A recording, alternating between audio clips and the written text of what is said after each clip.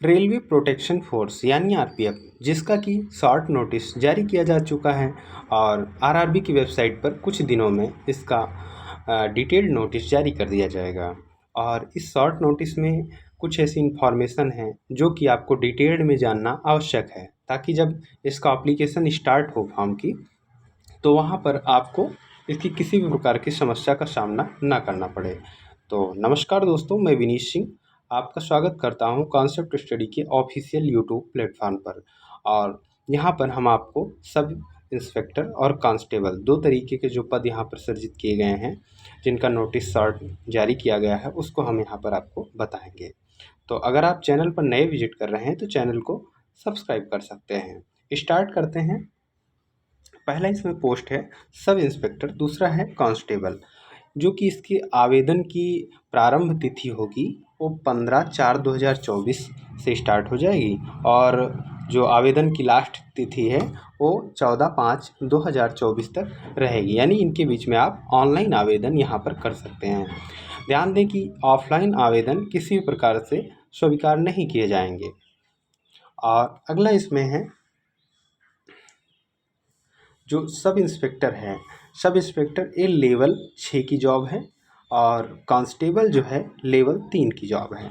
अब इसमें क्या है कि शैक्षिक योग्यता में जो सब इंस्पेक्टर है, इसमें मान्यता प्राप्त से विश्वविद्यालय से आपका स्नातक होना चाहिए, ग्रेजुएशन होना चाहिए। हालांकि समकक्ष भी इसमें योग्य हो जाएंगे। और जो कांस्टेबल है उसके लिए आपको चाहिए कि भारत सरकार से मान्यता प्राप्त बोर्ड से 10वीं उत्तीर्ण या उसके समकक्ष। ठीक है, ये यहाँ पर हो जाएगा। और जो आपका सब इंस्पेक्टर है उसकी जो बेसिक जो सैलरी है 35,400 से स्टार्ट होगी। और इसका जो मानक चिकित्सा है, यानी आपका जो मेडिकल स्टैंडर्ड होगा वो B1 प्रकार का होगा। ठीक है, और आयु जो कैलकुलेट ये करेंगे 1/7/2024 को ये कैलकुलेट करेंगे कि यहाँ से आपका मिनिमम तो 20 साल पूरा ही होना चाहिए। ठीक है, और मैक्सिमम 28 साल। हालांकि एज में कुछ यहाँ पर छूट को भी इन्होंने शामिल किया है, आगे उसको हम बताएंगे। पूरा का पूरा दिया गया है कि 3 साल आपको कोविड महामारी के उपलक्ष्य में, 3 साल जनरल कैंडिडेट यानी सभी के लिए, जैसे कि आपका ओबीसी सेंट्रल गवर्नमेंट में अगर आप वो कैटेगरी उसकी रिजर्व है तो आपके लिए 3 साल पहले से था और 3 साल अब हो जाएगा। तो ओबीसी कैंडिडेट के लिए 6 साल का और समय दिया गया है। यानी आप 28 साल जैसे यहाँ पर है तो इसमें 6 साल और इसमें ऐड कर सकते हैं। तो 8 और 6 14, यानी 34 साल का इसमें आपको मैक्सिमम टाइम दे दिया गया है ओबीसी कैंडिडेट के लिए। ठीक है, यही मैं अगर बात करूं कि एससी और एसटी के लिए, तो वहाँ पर अगर 5 साल था तो 5 साल और 3 वहाँ पर 5 साल आपको था, और यहाँ पर 3 साल आपको कोविड के लिए दिया गया, महामारी का जो टाइम था, तो इसमें 3 और आप ऐड कर सकते हैं। तो 8 साल को आपको छूट दी जाएगी। ठीक है, लेकिन मिनिमम जो क्राइटेरिया है उसमें आपको कोई छूट नहीं है, मिनिमम तो आपका पूरा ही होना चाहिए। तो आपकी टोटल जो एज मैक्सिमम हो जाएगी एसटी और एससी जो उम्मीदवार हैं, तो 28 और 8 जो 36 साल तक इनकी एज हो जाएगी, जो कि ये फॉर्म डाल सकते हैं। और टोटल जो वैकेंसीज हैं इसकी जो सब इंस्पेक्टर की, वो 452 है। ठीक है, और जो कांस्टेबल है, कांस्टेबल की मैं अगर बात करूं तो इसमें जो है, इस एलिजिबिलिटी की मैंने बात कर लिया था। इसकी जो बेसिक सैलरी है वो 21,700 से स्टार्ट है, और इसका भी मेडिकल जो स्टैंडर्ड है वो सेम रहेगा, B1 और B1। अब B1 में क्या होगा इसका भी मैं वीडियो अपलोड कर दूंगा, आप उसको वहाँ से देख सकते हैं कि कौन कौन से इसमें जो होता है स्टेप से आपको गुजारा जाता है। ठीक है, हालांकि एनटीपीसी से नॉर्मल ही होगा। ठीक है, अब इसमें जो एज की बात कर रहे हैं कि 18 से 28 साल, ध्यान रखिए जो कांस्टेबल और सब इंस्पेक्टर है दोनों में सेम जो है छूट को इन्होंने बताया है।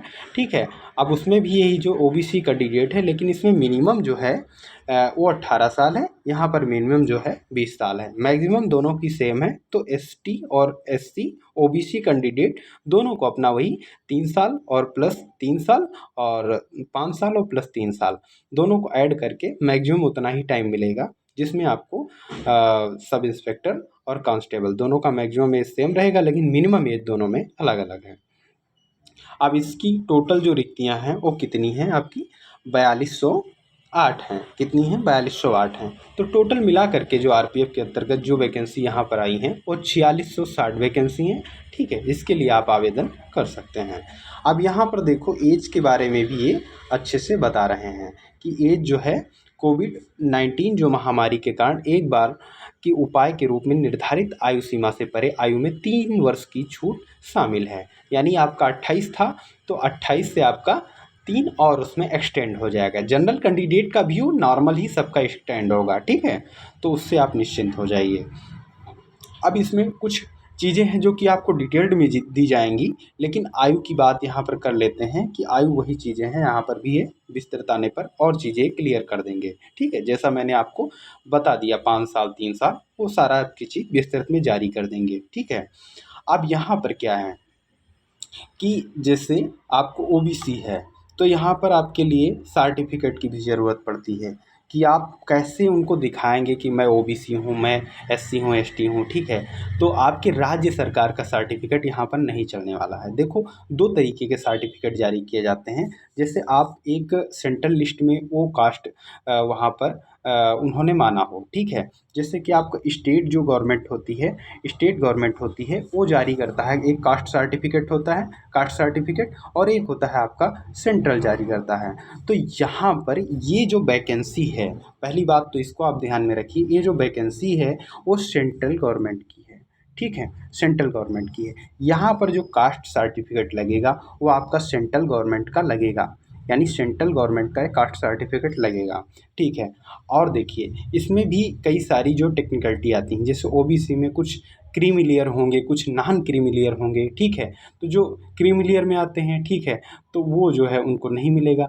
नॉन क्रीमी लेयर में जो आते हैं उनको मिल जाएगा। यानी 8 लाख वाला जो क्राइटेरिया है उसको आप जो ओबीसी में आते हैं उनको सभी को अच्छे से पता होगा। ठीक है, तो वहाँ पर ये चीज़ें हो जाएंगी। तो आप सभी को ये चाहिए जो ओबीसी ओबीसी कैंडिडेट हैं, ओबीसी हैं और एससी हैं, एसटी हैं। ठीक है, और जो ईडब्ल्यूएस हैं, ईडब्ल्यूएस हैं, क्योंकि जब उनको भी मतलब उनको एज में तो नहीं छूट मिलेगा, और जो होता है प्रोसेस में उनको छूट मिलेगी, जैसे कि कट ऑफ को लेकर के ये सारी चीज़ें हैं। तो इन सभी को क्या करना चाहिए कि 1 साल के अंतर्गत ये सर्टिफिकेट रिसेंट का मांगेंगे। ठीक है, तो आप सब लोगों के पास अभी टाइम है तो उसको आप बनवा सकते हैं। ठीक है, इसको आप अभी आप अप्लाई कर दीजिए, और सेंट्रल गवर्नमेंट का होना चाहिए। ठीक है, वो पूरा का पूरा आपके स्टेट गवर्नमेंट में नहीं होना चाहिए। कुछ ऐसी जातियाँ होती हैं जो कि आपकी सेंट्रल लिस्ट में नहीं वहाँ पर शामिल की जाती हैं, तो उनके लिए सेंट्रल गवर्नमेंट अपना मांगती है। हालांकि कुछ ऐसे जैसे एनटीपीसी का हुआ, मैं बता दूं मेरा, तो उसमें जैसे आपको जब डीबी करवाते हैं वहाँ पर, तभी आपको डिसाइड कर लेते हैं कि आप ये चीज़ें प्रोवाइड करवा पा रहे हैं, नहीं करवा पा रहे हैं, आपने फॉर्म भरने में गलती कर दिया, ये सारी चीज़ें। अगर आप उन चीज़ों को सर्टिफिकेट नहीं अवेलेबल करवा पाते, आपने गलती यहाँ पर कर दिया, तो आपको जनरल कैंडिडेट के थ्रू वो ट्रीट करेंगे। यानी आपका सिलेक्शन प्रोसेस वो आपका जनरल कैंडिडेट के थ्रू हो जाएगा। ठीक है, तो ये कास्ट सर्टिफिकेट से संबंधित जानकारी थी, और हालांकि कुछ रिसेंट में भी वो मांग लेते हैं जब आपकी डीबी चलती है। ठीक है, तो ये जानकारी थी। अगला इसमें हम देखते हैं कि आयु की बात हो गई, और शारीरिक मानक जो भी दक्षताएं हैं, जैसे कि स्टैंडर्ड टेस्ट क्या होगा, पीएसटी क्या होगा, ये जो भी चीज़ें, क्योंकि इसमें आपकी दौड़ वगैरह भी होगी, लॉन्ग जंप, हाई जंप होगी, तो इन सभी के बारे में जो जानकारी होगी, ठीक है, उसको जो होता है कि आपको हम अलग से बता देंगे कितनी इसमें जो होता है लॉन्ग जंप है, कितनी इसमें हाई जंप है। ठीक है, और कितना इसमें रनिंग है। तो ये सभी चीज़ें पुरुष के लिए अलग होगी, महिला के लिए अलग होगी, कांस्टेबल के लिए अलग होगी, और सब इंस्पेक्टर के लिए अलग होगी। उसको एक अलग से हम वीडियो में कवर कर देंगे। और इसमें आरक्षण की जो बात है उसको मैंने बता दिया। और यहाँ पर आप देख लीजिए कि जो महिलाएं हैं, महिलाओं के लिए क्या होता है कि आप महिलाओं के लिए आरक्षण का इसमें प्रावधान अलग से है कि 15% जो है महिलाओं के लिए पद इसमें आरक्षित हैं। ठीक है, अधिक जानकारी के लिए आरआरबी के ऑफिशियल वेबसाइट देखें। ठीक है, तो उसमें यही पूरा बताएगा कि जैसे आपकी टोटल 4600 कुछ जैसे पोस्ट हैं, यहाँ पर आप देख लीजिए, जैसे यहाँ पर है टोटल 4660 हैं। तो इसमें आप निकाल दीजिए कि जो महिला के लिए यहाँ पर ये पोस्ट की बात कर रहे हैं 15% रिजर्व की, तो उतना आप निकाल दीजिए, तो कितना हो जाएगा आपका। ठीक है, तो जितना आएगा वो आपकी महिलाओं के लिए रिजर्व कर दिए जाएंगे। ठीक है, और परीक्षा की मोड की बात कर रहे हैं। ठीक है, परीक्षा की मोड की बात कर रहे हैं, जैसे सीबीटी मोड में होगा, कंप्यूटर बेस्ड टेस्ट होगा, जिसको आप यहाँ से देखेंगे।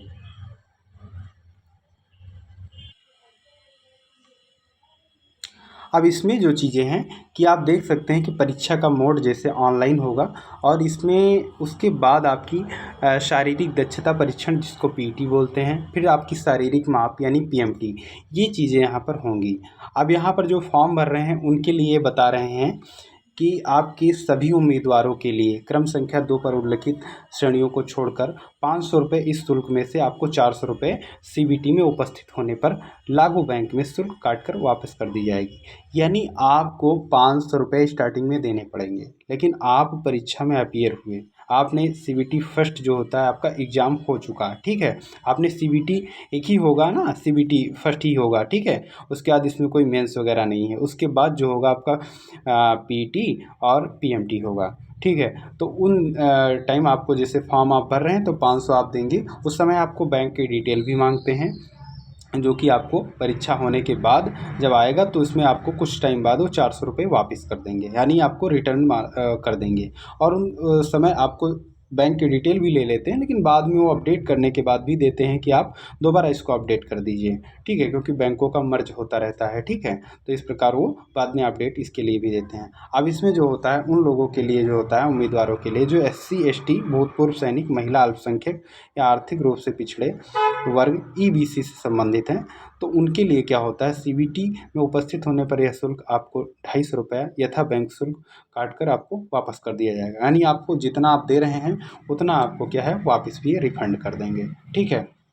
अब इसमें क्या है कि इसमें केवल सीबीटी में भाग लेने वाले उम्मीदवारों को ही ऊपर लिखित जो होता है परीक्षा शुल्क रिफंड मिलेगा। आपने फॉर्म फिल कर दिया लेकिन आप एग्ज़ाम में अपीयर ही नहीं हुए, तो आपको वो जो है शुल्क वापस नहीं करेंगे, ठीक है। आपका जितना भी आपने दिया है वो आपका वहीं हो जाएगा, ठीक है, उसको आपको नहीं मिलेगा। जो अपीयर हो जाएंगे उनके लिए फिर क्या होता है वापस भी मिल जाएगा। अब इसमें क्या है, क्योंकि इसमें क्या होता है काफ़ी टाइम बाद जब टाइम हो जाता है तो आपसे बैंक डिटेल वो मांगते भी हैं, ठीक है, तो इसके लिए आप निश्चिंत हो जाइए, ठीक है। अब इसमें क्या है, ये आपके लिए अलग अलग बातें हैं इसमें, जो कि आपको ऑनलाइन आवेदन से संबंधित जो होता है इसमें आधिकारिक जो होता है आपको अनुच्छेद के बारे में दिया है कि इन माध्यम से वो अपना पूरा का पूरा नियम और कायदों का पालन करवाएंगे, ठीक है। बहिष्कार के संबंध में अयोग्यता आपको कैसे वो निर्णय लेंगे, वो सभी चीज़ें हैं जो कि आरआरबी अपने जो होता है रूल एंड रेगुलेशन को फॉलो करवाती है, उसी के अकॉर्डिंग वो करती है, ठीक है।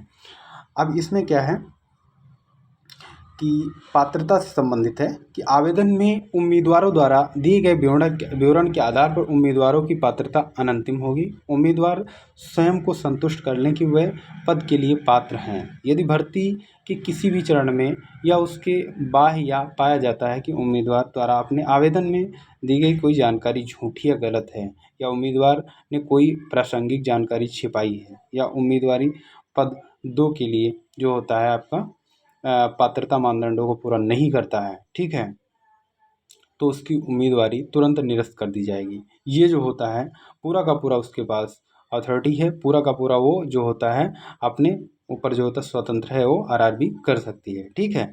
अब इसमें क्या होता है, उम्मीदवारों को सलाह दी जाती है कोई विस्तृत CN नंबर RPF 1 2024 और CN नंबर RPF 2 2024, यानी आपकी दरोगा और कांस्टेबल वाली जो हैं उसकी बातें कर रहे हैं, ठीक है, सब इंस्पेक्टर। ऑनलाइन आवेदन जमा करने के लिए नीचे लिखित आरआरबी की आधिकारिक वेबसाइट को देखें। अब इनमें तो अगर आप देखेंगे तो इनमें अभी आपको नहीं जानकारी मिल पाएगी, क्योंकि अभी यहाँ पर वेबसाइट पर पूरी जानकारी नहीं आई, लेकिन इसका शॉर्ट नोटिस आप यहाँ से देख सकते हैं। तो आपसे ये जो है कि आप कोई भी जानकारी वहाँ पर दें फॉर्म भरते वक्त तो आपकी जेन्युइन हो, ऐसा नहीं वहाँ पर आप धोखाधड़ी करें, तो बाद में अगर आप इस प्रोसेस से वहाँ पर अपीयर होते हैं और आप धोखाधड़ी करके जाते हैं तो आरआरबी के पास पूरा निर्णय होगा और आपके ऊपर कार्रवाई भी कर सकती है, ठीक है। और ये जानकारी थी, कैसी लगी आप सभी इसको बताइएगा, और ठीक है, नमस्कार।